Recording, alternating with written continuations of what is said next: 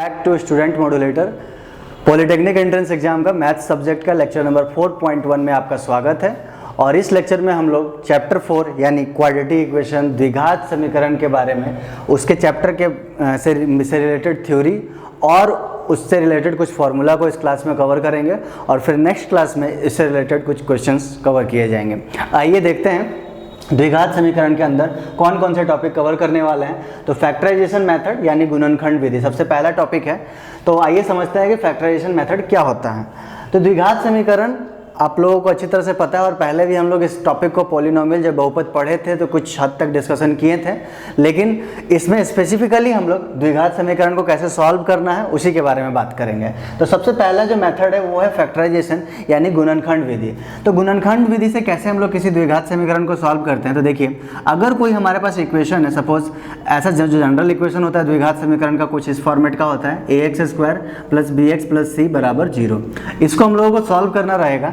तो हम लोग क्या करेंगे, दो ऐसे रूट्स के बारे में सोचेंगे, दो ऐसे मूल के बारे में या वैल्यूज के बारे में सोचेंगे। मान लेते हूँ p और q, दो ऐसे वैल्यूज के बारे में सोचते हैं p और q, जिसको कि जोड़ने पर, p और q को जोड़ने पर हमें b मिल जाए और p और q को गुना करने पर इन दोनों का गुणनफल मिल जाए, मतलब a × c का वैल्यू मिल जाए। ठीक है, ध्यान दीजिए, द्विघात समीकरण अगर कोई भी दिया हुआ है तो उसको इस फॉर्मेट में पहले सजा लेना है, मतलब स्क्वायर, फिर x और फिर बिना x का, मतलब कांस्टेंट वैल्यू। और उसके बाद हम लोगों को दो ऐसे वैल्यूज को सोचना है जिनको कि जोड़ने पर b मिल जाए और जिनको गुना करने पर a × c के गुणनफल के बराबर हो जाए। एक बार अगर हम लोग ऐसे कोई वैल्यू सोच लेंगे, उसके बाद हमारा द्विघात समीकरण का फैक्टर करना आसान हो जाएगा, गुणनखंड करना आसान हो जाएगा और गुणनखंड करने के बाद जो वैल्यू होगा वो हमारा डायरेक्ट आंसर मिल जाएगा। देखते हैं एक एग्जांपल इससे रिलेटेड। तो हमारे पास जैसे मान लेता हूँ एक एग्जांपल है, x² + 5x + 6 = 0। ये हमारा एक क्वेश्चन है, x² + 5x + 6 = 0। इसको सॉल्व करना है यूजिंग फैक्टराइजेशन मेथड, मतलब गुणनखंड विधि। हमारा टारगेट क्या है, सबसे पहले हम लोगों को दो ऐसे वैल्यूज को के बारे में सोचना है जिसको कि गुना करने पर p और q, ऐसे वैल्यूज के बारे में सोचना है जिसको कि जोड़ने पर 5 मिल जाए और जिनको कि गुना करने पर 6 मिल जाए। ठीक है, तो आइए और देखते हैं कि क्या p और q का क्या ऐसा वैल्यू हो सकता है जिसको कि जोड़ने पर 5 मिले और गुना करने पर 6 मिले। तो इसके लिए सबसे बेहतर होगा कि हम लोग क्या करेंगे, चूँकि यहाँ पर 6 इसलिए लिए हैं क्योंकि 6 और ये 1 है तो 6 × 1 6 हो रहा है। ठीक है, अगर कोई वैल्यू यहाँ पर 2 रहता तो 6 × 2, मतलब इनके गुणनफल के ये बराबर होना चाहिए था। फिलहाल के लिए हम लोगों के पास जो 6 × 1 है, मैं लिख लेता हूँ ताकि आपको कन्फ्यूजन ना हो। 1 किसके लिए, x² के आगे जो वैल्यू आ रही है उसके लिए। तो ये p × q मिलाकर के 6 होना चाहिए और p + q मिलाकर के 5 होना चाहिए। तो हम लोगों का जो ये 6 जो कंप्लीट गुणनफल है, इसका क्या करेंगे, एक फैक्टर करेंगे। फैक्टर करने पर हमारे पास वैल्यू आ जा रहा है 2 और 3। जैसे ही 2 और 3 आ रहा तो ध्यान दीजिए, 2 और 3 को ऐड करने पर 5 मिल रहा और 2 और 3 को मल्टीप्लाई करने पर हम लोगों को 6, मतलब इन दोनों का गुणनफल मिल रहा। तो इस तरह से हम लोगों को वो दो वैल्यूज मिल गया, 2 और 3, जिनको कि जोड़ने पर 5 मिले और जिनको मल्टीप्लाई करने पर इन दोनों का गुणनफल मिले। ठीक है, तो हमारा आधा काम आसान हो गया। ये चाहे तो आप फैक्टर करके भी निकाल सकते हैं या फिर क्वेश्चन करते करते आप लोगों को एक प्रैक्टिस हो जाएगा और प्रैक्टिस करने के बाद आप डायरेक्ट भी बता सकते हैं कि हाँ, इनको जोड़ने पर ये वैल्यू मिल सकती है। ठीक है, तो डायरेक्टली भी हम लोग बता सकते थे, फिर भी मैंने फैक्टर वाला मेथड बता दिया ताकि आपको आसानी हो समझने में। तो फिलहाल के लिए हमारे पास दो वैल्यूज है 2 और 3, जिसको कि ऐड करने पर 5 मिल रहा है और मल्टीप्लाई करने पर इन दोनों के बराबर मिल रहा है। अब इसके बाद हम लोग क्या करेंगे, तो x² प्लस जो 5 है, 5 को हम लोग तोड़ करके उसी दो फैक्टर्स के फॉर्म में लिखेंगे, मतलब 2 + 3 × x + 6 = 0। अब यहाँ पर हमारे पास x है तो ये x इससे भी मल्टीप्लाई में होगा और ये x इससे भी मल्टीप्लाई होगा। तो अब देखिए, अब जो ये 3 पद थे, 3 टर्म्स था हमारा इस बहुपद में या द्विघात समीकरण में, वो अब 4 टर्म्स मिल जाएंगे, 2x + 3x + 6 = 0। अब जब जैसे ही हमें 4 टर्म मिल जाएंगे, हमारा फैक्टर करना बहुत ही आसान हो जाएगा।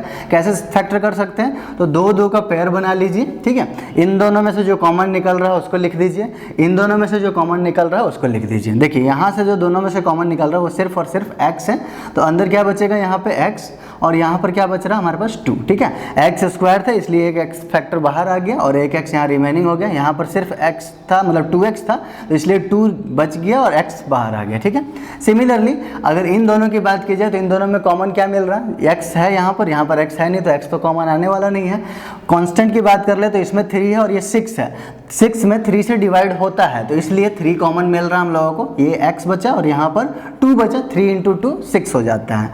ओवरऑल हम लोग ये देख सकते हैं कि हम लोगों ने फैक्टर ऑलमोस्ट कर लिया है। अब आगे एक स्टेप बस बचा हमारा, देखिए x+2 यहाँ पर भी है, x+2 यहाँ पर भी है, तो एक तरह से ये समझे कि इस पूरे टर्म में से हम लोग x+2 बाहर कॉमन निकाल रहे हैं। तो जैसे ही हम लोग x+2 कॉमन निकाल रहे हैं, अब देखिए यहाँ पर जो रिमेनिंग फैक्टर बचा वो x बचा और यहाँ पर रिमेनिंग फैक्टर बचा वो 3 बचा। तो इस तरह से हमारे पास वैल्यूज आ गए x+2 into x+3 equal to 0। अब देखिए दो फैक्टर्स का प्रोडक्ट इक्वल है 0 के, इसका मतलब क्या हुआ, आइदर ये 0 होगा या फिर ये 0 होगा। तो इसी को हम लोग एक्सपेंड करके लिख सकते हैं कि या तो x+2 हमारा 0 के इक्वल है या फिर x+3 हमारा 0 के इक्वल है, ठीक है। जब x+2 0 के इक्वल होगा तब x का वैल्यू क्या मिल जाएगा हमें -2 और जब x+3 इक्वल टू 0 होगा तब x का वैल्यू हमें क्या मिल जाएगा -3। तो इस तरह से हम लोगों ने वेरी इजीली फैक्टराइजेशन मेथड मतलब गुणनखंड विधि का यूज करके इस क्वेश्चन को सॉल्व कर लिया, ठीक है। आने वाले क्लासेस में हम लोग कुछ और एग्जांपल्स इससे कवर करेंगे जिससे कि हम लोगों का ये कॉन्सेप्ट और भी ज़्यादा क्लियर होगा। फिलहाल के लिए मैंने एक एग्जांपल बता दिया और ये मेथड समझने के लिए आपको समझ में आ गया होगा कि क्या गुणनखंड विधि या फैक्टराइजेशन मेथड क्या है। बढ़ते हैं नेक्स्ट जो मेथड है क्वाड्रेटिक इक्वेशन को सॉल्व करने का, द्विघात समीकरण को सॉल्व करने का, वो है method of completing the square. वर्ग बना करके हम लोग इजीली किसी भी क्वाड्रेटिक इक्वेशन या द्विघात समीकरण को सॉल्व कर सकते हैं। वर्ग बना करके सॉल्व करना है, पहले वर्ग का फॉर्मूला हम लोगों को थोड़ा पता होना चाहिए। a प्लस बी का होल स्क्वायर का फॉर्मूला होता है a square plus 2ab plus B square. तो इसका मतलब ये हुआ कि जब भी हमारे पास a square plus 2ab plus B square का कोई टर्म होगा तो उसको हम लोग a प्लस बी का होल स्क्वायर लिख सकते हैं। एक और फॉर्मूला हम लोगों को पता होना चाहिए इसके लिए, a square minus B square का। जब भी a square minus B square को हम लोग फैक्टर के फॉर्म में किस तरह से लिख सकते हैं, a minus B into A plus B. इन्हीं दोनों फॉर्मूला का यूज करके हम लोग ये method of completing the square जो मेथड है उसका यूज करेंगे और द्विघात समीकरण को सॉल्व करेंगे। आइए देखते हैं कि एग्जाम्पल से ज़्यादा क्लियर हो जाएगा। अभी जो एग्जाम्पल लिया था उसी को सॉल्व करने की कोशिश करते हैं इस मेथड से। X square plus 5x plus 6 equals to 0। चलिए, तो जैसे ही हमें ये टर्म मिलेगा या फिर दूसरा कोई एग्जाम्पल ले लेते हैं, कुछ समझने में इसमें हो सकता है परेशानी हो, तो एक एग्जाम्पल ले लेते हैं हम लोग। X square plus 4x plus 8। आइए हम लोग एग्जाम्पल लेते हैं और एग्जाम्पल है आपके स्क्रीन के ऊपर, X square plus 6x plus 8 equals to 0। तो जैसे इस क्वेश्चन में यहाँ पर ये क्लियर होगा कि हम लोगों को क्या करना है, वर्ग बनाना है, ठीक है। स्क्वायर, कंप्लीट स्क्वायर के फॉर्म में इसको रिप्रेजेंट करना है। तो कंप्लीट स्क्वायर के फॉर्म में रिप्रेजेंट करने के लिए हम लोग क्या करेंगे कि एक्स स्क्वायर प्लस 6x है, इसी पर हम लोग सिर्फ अभी ध्यान देते हैं, एक्स स्क्वायर प्लस 6x। तो देखिए जब वर्ग बनाने की बात आए तो a square plus 2ab plus B square ये टर्म्स आना चाहिए। तो एक्स स्क्वायर मतलब a स्क्वायर है हमारे पास, 2ab के फॉर्म में इसको अरेंज करने की कोशिश करते हैं। तो 2ab 2 इंटू a यानी x तो हमारे पास है ही और इंटू उसके अलावा क्या बच गया, देखिए 6x को हम लोग कैसे लिख सकते हैं, 2 इंटू 3। 6 को कैसे लिख सकते हैं, 2 इंटू 3 और x तो हमारे पास ऑलरेडी था। तो देखिए a स्क्वायर प्लस 2ab मिल गया हमें, मतलब b का वैल्यू क्या है, 3 है। तो b का वैल्यू 3 है मतलब प्लस 3 स्क्वायर, ठीक है। a square plus 2ab plus B square ये फैक्टर मिल गया।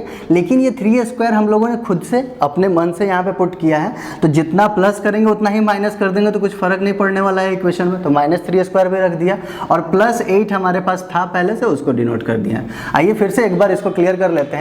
हमारे पास जैसे ही टर्म था x square plus 6x plus 8 equals to 0, तो उसको हम लोगों ने क्या किया, a square as it is, जो ये 6x था इसको 2ab के फॉर्म में अरेंज करने की कोशिश की हमने। तो 6 को हम लोग 2 इंटू 3 लिख सकते हैं, तो उसी को हम लोगों ने 2 इंटू पहले x लिख दिया और फिर इंटू 3 लिख दिया। अब देखिए a स्क्वायर प्लस 2ab मतलब b की वैल्यू है 3, तो फिर हमारे पास कंप्लीट स्क्वायर बनाने के लिए b स्क्वायर भी आना चाहिए, तो इसीलिए हमने प्लस b स्क्वायर भी कर दिया जो 3 का स्क्वायर है। अब चूंकि 3 स्क्वायर खुद से पुट किया है तो प्लस 3 स्क्वायर है तो -3 स्क्वायर करके उसको बैलेंस कर देते हैं। तो इसी इसीलिए हम लोगों ने -3² कर दिया, और +8 ऑलरेडी था हमारे पास इक्वेशन में, तो उसको यहाँ पर पुट कर दिया। अब इससे क्या बेनिफिट मिला हम लोगों को, आगे देखते हैं। तो देखिए a² + 2ab + b² को हम लोग लिख सकते हैं x + 3 का होल स्क्वायर, a + b का होल स्क्वायर, ठीक है। अब -3² मतलब -9 और +8 ये मिला करके मिल जाएगा हमें -1 = 0। -1 को हम लोग -1 का स्क्वायर भी तो लिख सकते हैं, क्योंकि 1 का स्क्वायर तो 1 ही होता है। ओवरऑल a + b का होल स्क्वायर तो यहाँ पर आ ही गया, माइनस हमारे पास 1² आ गया। अगर हम इसको कंप्लीट a बोलें तो ये a² है और ये क्या है, b² है। तो यानी किस फॉर्म में है ये, a² - b² के, a² - b² के। कैसे लिख सकते हैं इसको, a - b × a + b। तो वैसे ही लिखने की कोशिश करते हैं, a - b मतलब x + 3 - 1 और a + b यानी x + 3 + 1 = 0। तो इस तरह से हमारे पास x + 3 - 1 यानी x + 2 और x + 3 + 1 यानी x + 4 = 0, दो फैक्टर आ गए। अगेन क्या है कि दोनों का मल्टीप्लिकेशन मतलब प्रोडक्ट जो है वो 0 के इक्वल है, यानी आइदर ये 0 है या फिर ये 0 है। जब ये 0 होगा मतलब x + 2 0 होगा, तो x की वैल्यू क्या मिल जाएगी हमें, -2। और जब हमारा x + 4 0 होगा तब x की वैल्यू क्या मिल जाएगी हमें, -4। तो इस तरह से हम लोगों ने x की जो दो वैल्यूज है, जिस द्विघात समीकरण जो दिया हुआ है उसको इस मेथड से, method of completing the square, वर्ग बनाने की विधि से हम लोगों ने आसानी से सॉल्व कर लिया और फाइनल रिजल्ट तक पहुंच गए। तो ये दोनों मेथड हम लोग समझ चुके हैं। अब आइए और एक और मेथड देखते हैं, क्वाड्रेटिक फार्मूला मेथड, जो कि काफ़ी आसान मेथड है। अगर कुछ भी समझ में ना आए तो एग्ज़ाम में श्योर शॉर्ट इससे रिजल्ट आ जाएगा। और क्वेश्चन का आपको करना क्या है कि कोई भी द्विघात समीकरण हो उसको इस फॉर्मेट में अरेंज कर लेना है, ax² + bx + c = 0 के फॉर्म में, और उसके बाद एक डिस्क्रिमिनेंट निकाल देना है d, जिसको हम लोग d बोलते हैं। d क्या होता है, b² - 4ac। ये डिस्क्रिमिनेंट जैसे ही हम लोग निकाल लेंगे उसके बाद हमें एक सिंपल सा फॉर्मूला याद रखना है x का, वो है -b ± √d/2a। सारी वैल्यूज पता है हमें, b यहाँ पर दिया हुआ है, a भी दिया हुआ है, और d तो हम लोग ऑलरेडी b² - 4ac से निकाल ही लेंगे। तो उसको पुट करके एक बार प्लस करेंगे, एक बार माइनस करेंगे और x की वैल्यू मिल जाएगी। तो = 0 होगा, तो उस समय मूलों का मान हम लोगों का क्या हो जाएगा, मूलों का मान समान हो जाएगा, बराबर हो जाएगा। और कितना हो जाएगा वो भी हम लोग देख चुके हैं कि ये d 0 जैसे ही हो जाएगा तो x का वैल्यू क्या मिल जाएगा हमें, -b/2a। फिर उसके बाद d का वैल्यू जब हम लोगों का 0 से बड़ा रहेगा, d का वैल्यू जब हम लोगों का 0 से बड़ा होगा तो उसके केस में क्या हो जाएगा कि ये दोनों जो है अलग अलग वैल्यूज देंगे। एक बार प्लस, चूंकि 0 से बड़ा है तो रूट तो निकलना है ही, तो एक बार जब प्लस करेंगे तब अलग वैल्यू मिलेगा, एक बार माइनस करेंगे तब अलग वैल्यू मिलेगा। तो मतलब मूल जो होंगे वो अलग अलग होंगे, मूल जो होंगे भिन्न होंगे, ठीक है, लेकिन मान निकलेगा इसके केस में। लास्ट हम लोग देख लेते हैं, जब d < 0 हो जाएगा, जब d 0 से छोटा हो जाएगा, तो देखिए रूट के अंदर 0 से छोटा यानी नेगेटिव वैल्यू, अगर हम लोग √-4 का मान निकालने बोले तो नहीं बता सकते हैं, ठीक है। √-4 का वैल्यू क्या होता है, अगर आप बोलते हैं कि -2 होता है तो दिस इज रॉन्ग, बिकॉज -2 का स्क्वायर करने पे -4 तो नहीं आता है। तो इसका मतलब √-4 का जो वैल्यू है वो अनडिफाइंड है, या ये बोले कि कॉम्प्लेक्स है। जब आगे के क्लासेज में आप पढ़ेंगे तो ये कॉम्प्लेक्स है, इमेजिनरी वैल्यू इसको बोलते हैं, ठीक है, इमेजिनरी वैल्यू होता है। तो रूट के अंदर अगर माइनस वैल्यू है तो उसका मान नहीं निकलने वाला है, नॉट डिफाइंड होता है। तो इसलिए जैसे ही d का वैल्यू 0 से छोटा हो जाएगा तो ये नॉट डिफाइंड हो जाएगा, यानी इसका कोई भी हल नहीं निकलेगा, कोई भी हल नहीं होगा, ठीक है। तो इसका मान नहीं निकल सकता है, या ये बोले कि अवास्तविक मान होगा, अवास्तविक मान होगा, ठीक है। तो इस तरह से हम लोगों ने समझ लिया कि d के वैल्यू पर किस तरह से डिपेंड करता है, जो डिस्क्रिमिनेंट है उसके वैल्यू पर किस तरह से डिपेंड करता है मूलों की प्रकृति। d का वैल्यू जब 0 तो मूल समान, d जब बड़ा है 0 से तो मूल अलग अलग है, बट मान निकला है, मूल भिन्न है पर वास्तविक मान है, वास्तविक मान है। लेकिन जैसे ही d की वैल्यू <0 हो जाएगी तो मतलब हल नहीं निकलेगा, या ये बोल सकते हैं कि अवास्तविक मान होगा, यानी इमेजिनरी वैल्यू होगा। तो आज के क्लास के लिए इतना ही।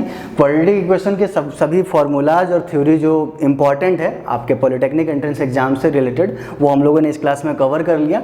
अगले क्लास में हम लोग इससे रिलेटेड कुछ क्वेश्चंस कवर करेंगे और उसके बाद हम लोग नेक्स्ट टॉपिक स्टार्ट करेंगे। Thank you so much for watching this video.